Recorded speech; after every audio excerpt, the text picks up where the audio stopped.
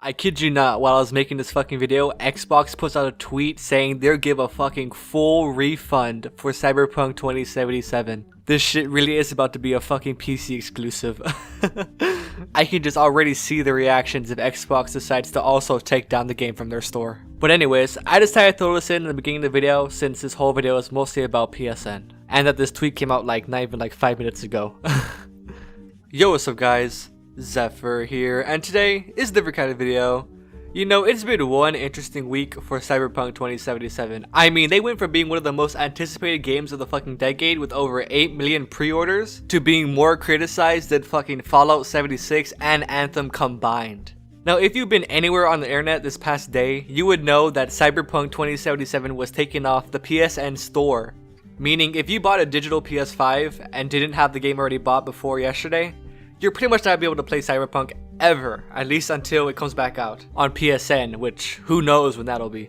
Now, I'm sure you've seen other reviews and videos talking about how Cyberpunk 2077 does not work on last-gen consoles. So instead of going into that topic, I'll talk more about why Sony took down Cyberpunk 2077 from their PSN store.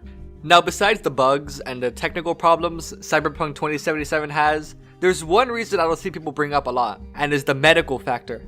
Apparently, players are experiencing nausea and headaches from this game. And I mean, I don't blame them. I mean, if I had to look out the joke that is Cyberpunk 2077 on last-gen consoles, then yeah, I would feel sick too. And besides that, there's even a few cases where somebody reported they had a fucking seizure from this shit, so yeah. It ain't looking too good for the wholesome 100 Keanu Reeves Reddit game. But I'll be honest with you, I've been playing Cyberpunk 2077 for like the past week now, ever since it came out on PC, and it's fine.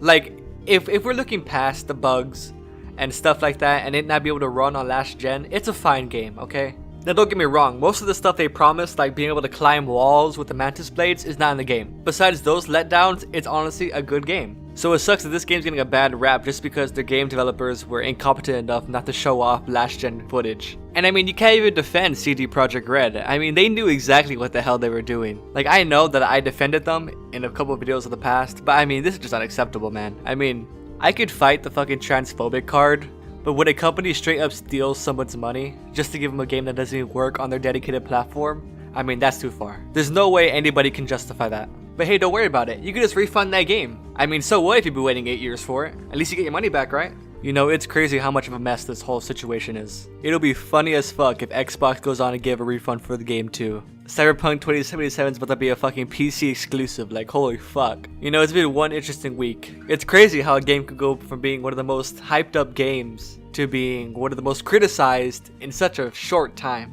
You know, CD Projekt Red really pulled the fuck it. Cyberpunk 2077, delayed. Give it back.